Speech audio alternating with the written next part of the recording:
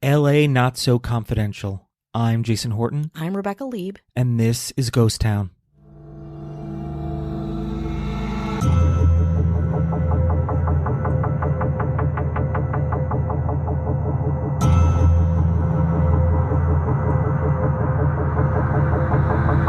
On October 12th, 1944, a body was found in an overflowing bathtub at the El Palacio apartment complex in Hollywood, California. Though it feels like one of many heartbreaking and violent murders that occurred around the time and area, the victim, beautiful, 20-year-old socialite Georgette Bauerdorf, is living a life far more complicated than what meets the public eye. In fact, the case remains so odd, it almost reads as an old Hollywood murder mystery, complete with sex diary, oil tycoons, and war heroes. Today, we're talking about the murder of Georgette Bauerdorf. Georgette Bauerdorf was born on May 6, 1924 in New York City to oil tycoon George Frederick Bauerdorf and his wife, Constance Dannhauser. Georgette had an older sister, also named Constance, known as Connie. Georgette was named after George, Connie named after Constance. The girls grew up as part of New York's social elite, with no expense spared for their upbringing, education, or lifestyle. In 1935, Georgette's mother, Constance, died, prompting a move across the country for a fresh start. Touching down in Los Angeles, California, Georgette's 1% experience continued, and the preteen attended a school that Town & Country magazine called, quote, the best girls' school in America, the Marlboro School in Hancock Park. Then she'd go on to attend high school at the prestigious Harvard Westlake School for Girls. Notable contemporary alumni of both schools, which are still elite schools for LA youth, include Myrna Loy, Shirley Temple, Candice Bergen, Sally Ride, Jamie Lee Curtis, the Gyllenhaals, and many, many more. But let's go back to Harvard Westlake in 1944. It was then at age 20 Georgette graduated, but instead of college, she decided to follow in the footsteps of so many of her classmates and become an actress. You can find photos of her at the time, her shoulder-length dark hair in waves, with a, dare I say it, Mona Lisa smile gracing her round, youthful face. Even though she's 20, she looks so much younger, pale and innocent. Really, my perception of her is more of a young teenager than an adult woman. Georgette moved to downtown Hollywood in August, where she lived alone in a unit at the El Palacio apartment complex at 8493 Fountain Avenue. To support herself, she held many jobs, clerking at the Los Angeles Times and at a woman's service bureau. She also worked Wednesday nights with some friends as a hostess at the Hollywood Canteen, a dining and dancing club on Cahuenga Boulevard. The Canteen is pretty iconic in Hollywood lore, with an interior that leaned into a Western motif, with wagon wheels hanging from the ceiling and lanterns as light fixtures. You get the picture. The walls were covered with artwork from famous studio cartoonists. It was a popular club for servicemen in the 40s. If you were in uniform, you could enter for free and get all the food and drink you wanted. This worked out well for Georgette, who loved dancing and chatting with the servicemen while on her shift. A woman named Mrs. Atwood, according to GeorgetteBauerdorf.com, was the janitor's wife at Georgette's apartment complex, and she said this about Georgette, quote, she seemed happy and contented. She was very much interested in war work, especially the Hollywood Canteen, where she went every Wednesday evening. She was real proud of being a junior hostess. On June 13th, Georgette met a young private named Jerome Brown at the Hollywood Canteen. Brown was stationed at Camp Callan in California, but was shipped off to El Paso a few days later. Even still, Georgette was smitten, writing 6 letters to Brown over the coming weeks. Georgette told friends that Jerome was her new boyfriend, and that she had plans to visit him in El Paso as soon as she had the money, which was not too far in the future, it seems. On October 11th, 1944, Georgette cashed a check for $175 and purchased a $90 plane ticket to El Paso. She then met up with her father's secretary and also her friend, Rose Gilbert. The two got their hair done and hung out. Said Rose, quote, we shopped and had lunch together and she seemed perfectly happy.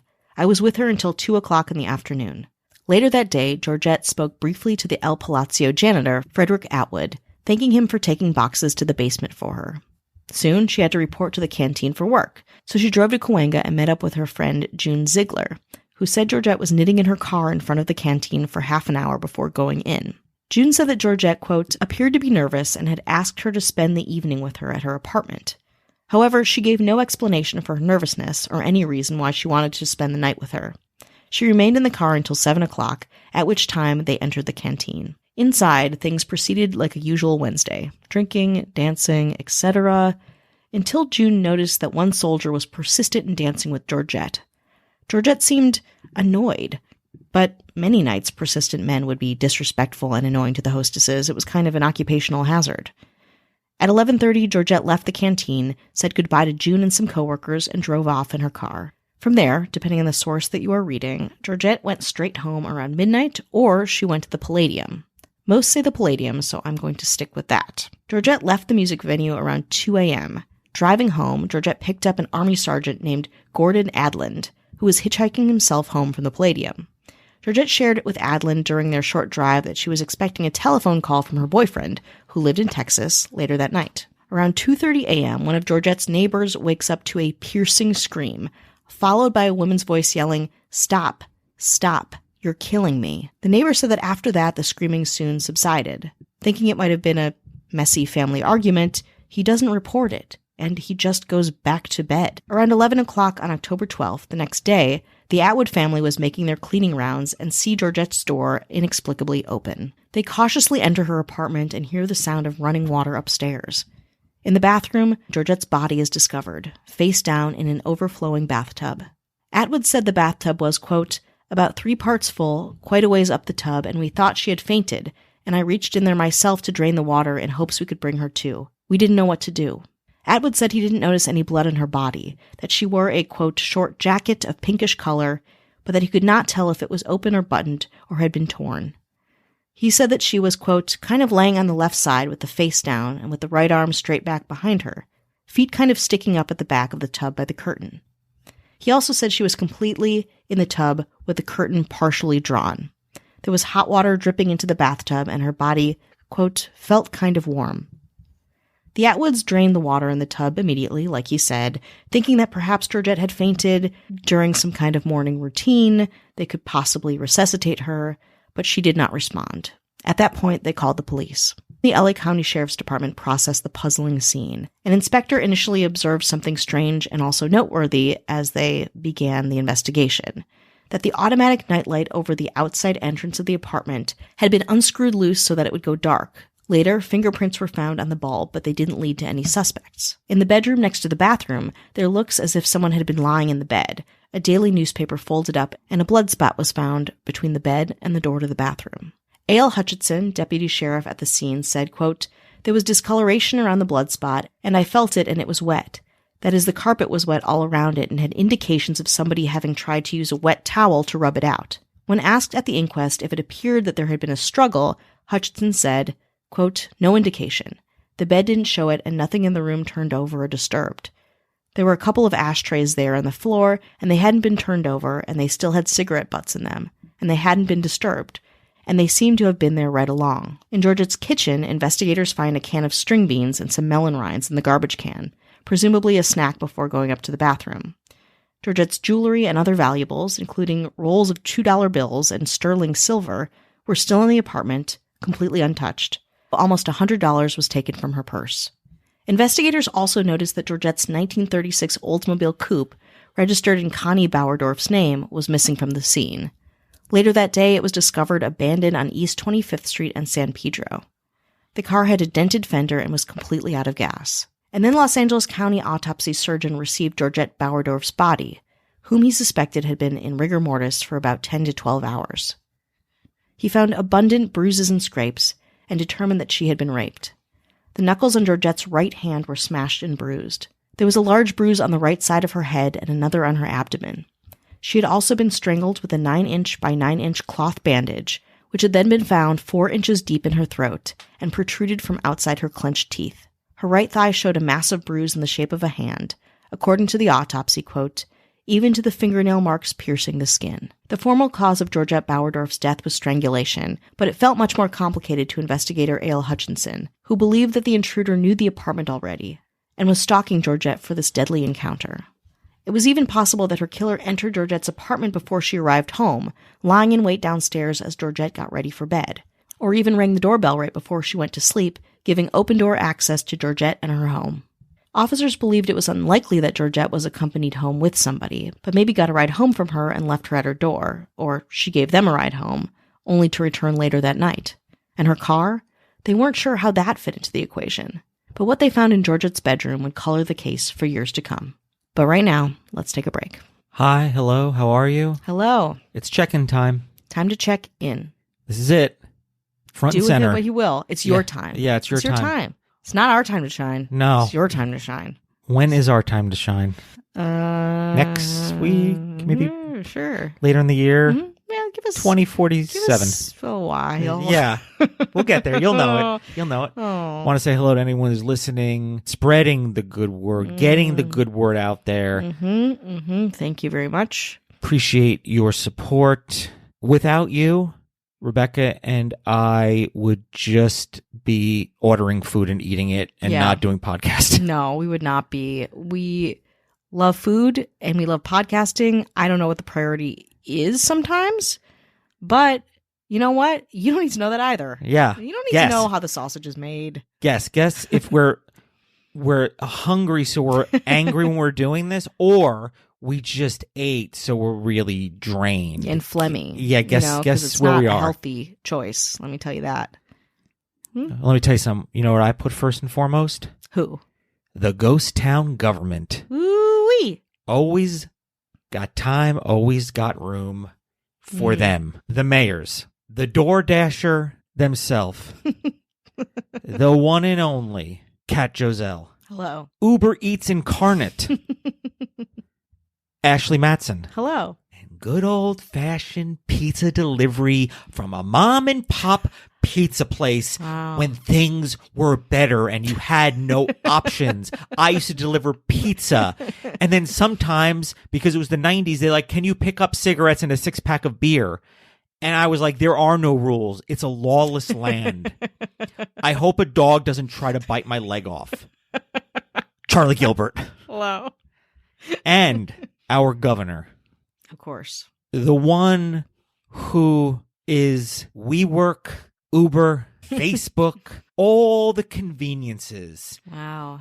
That have a little bit of a shady side, but we still take it because we know we want it and we are addicted. Yes, it's convenient. Hello, you want me to stop? I don't think so. Avian Noble. So you want no ads, no chit chat, bonus episode, just want the good stuff. You can do it for 7 days for free. Check it out. Mm-hmm. You can go in, listen to some bonus episodes, and then be like, nah, I'm not interested. I'm good. Yeah. But I think once you hear the chit-chat-less, ad-less episodes, and you're like, I do want to, you'll probably be like, is $2 worth it? Probably. Yeah. But there's 70-something bonus episodes just sitting there. I tag them, bonus episodes, early access, so this way you can easily just find them. You just click on that, find that on there, click on it, and start listening. Amazing. 70 episodes. That's bonus. Just bonus episodes. It's hard for me to wrap my head around that, if I'm being honest. What value? I wanted to play a game where we quiz each other, go, did we do this episode or not? I tell you something, I would lose because I've looked back. Sometimes I can look back and just to make sure everything's like working. I'm like, what is this? No, I when I'm researching episodes, I'm like, did we do this? No, yeah. Absolutely. I mean, it is like once we record, it's out of my brain. Don't ask me questions. Head on over to patreon.com/ghosttownpod. Mm-hmm. Now let's get out of this part of Los Angeles and go to a different part of Los Angeles. That's right. Let's go back to Hollywood, where investigators are on the case of the murder of Georgette Bauerdorf. They are in her bedroom. When there, they find a piece of evidence that, like I said earlier, would color the case for years to come. They find a date book, or like a diary. It's kind of a hybrid of both. It contains names of many, many servicemen and notes about their interactions and life. Army authorities joined with the sheriff's department to begin the extensive check of the servicemen in Georgette's book, her diary. As they piece together the identities of the men, authorities find that Georgette was regularly writing some 23 or 24 servicemen in various parts of the world, creating relationships with them, creating consistency around their communication, a whole network of people. Many, logistically, were of course cleared as suspects, but June Ziegler mentioned a tall 6'4" soldier who was also interested in Georgette, but whom she did not like. Rose Gilbert, Georgette's dad's secretary and friend, had spent time in her apartment and said that Georgette had entertained men there in her home, sure, but for not very long and never overnight. According to Rose, Georgette was social but had strict Catholic morals. And then there was the guy that June saw Georgette dancing with on the night of her death. The soldier, identified as Cosmo Volpe, turned himself in several days after the discovery of Georgette's body, after he read the police were looking for, quote, a husky, dark-haired GI. At least, what she said in her book. He was questioned by the police and disputed accounts that he had made her dance with him, instead saying that he was teaching Georgette to dance because she wanted to learn. Nothing else linked Volpe to the murder, so he was eliminated as a suspect after he offered proof that he had, quote, checked into his barracks at the Lockheed Air Terminal at 11 p.m. that night. June Ziegler also told the sheriff's department that Georgette had dated a 6'4" serviceman less than a month before her murder, another tall man. He was a friend of another serviceman whose name made many appearances in Georgette's diary. According to June, Georgette said that the tall soldier was very into her, but couldn't reciprocate his feelings and broke things off. Again, this soldier was sought for questioning by officers and cleared. Gordon Adland, the sergeant whom Georgette had given a ride to mere hours before her death, recounted in 2012 that he was riding a train on his way back to base when he read about Georgette Bauerdorf in the local paper. Adland immediately wrote a letter to the Los Angeles Police Department recounting in detail his entire encounter with Georgette. He was later questioned by an officer, and a full formal testimony was taken. But after that, he was never contacted by police again. At a coroner's inquest on October 20th, 1944, a jury officially ruled Georgette's death as a homicide. During the hearing, Fred Atwood, the janitor, testified that on October 11th, he had heard women's heels clicking back and forth on the floor and was awakened by a loud crash at around midnight. Again, this contests the Palladium story, but this is what he said to the jury, which, again, all of this was news to friends and family, fairly shocking. He recognized the sounds as coming from Georgette's apartment and attested that he thought that she was alone. Atwood then repeated the experience of finding Bauerdorf's body the next day, and that the night light bulb was never unscrewed before, at least from what he knew. Officers testified that the apartment showed no indication of a struggle, yet the autopsy obviously showed excessive signs of Bauerdorf fighting for her life. In December 1944, 22-year-old Navy dishonorable discharge John Lehman Sumter confessed to the murder. But his story to authorities did not add up, not with the investigation, not with what people were saying, and later he admitted that he had lied. Quote, I wanted to die in the chair because I had nothing to live for. Another suspect who surfaced during the investigation was a man named Kenneth Raymond, a 23-year-old soldier who went AWOL. He was accused of killing a 5-year-old girl named Rochelle Gluskauder in 1946. There was also a man named Robert Pollock White that police pursued. White attempted to murder a 65-year-old woman by shoving a cloth down her throat. He was also in Los Angeles at the time of Georgette's murder. Of course, these details were of interest to investigators, but aside from that, there was no evidence linking him to the case. There were also 2 unidentified suspects in the case, though, like a lot of these people, nothing really came of them. In 1945, a high school student found a mysterious letter addressed to the LAPD. Wild. The letter writer claimed that the murderer would be at the canteen on a certain date, and said that they had been a soldier at Okinawa. The letter concluded with the ominous phrase, quote, the murder of Georgette Bauerdorf was divine retribution. Let the Los Angeles police arrest the murderer if they can. Sounds conspiratorial and scary, but again, nothing came of it. Georgette Bauerdorf was eventually buried in a Long Island cemetery plot the Bauerdorf family had maintained for generations.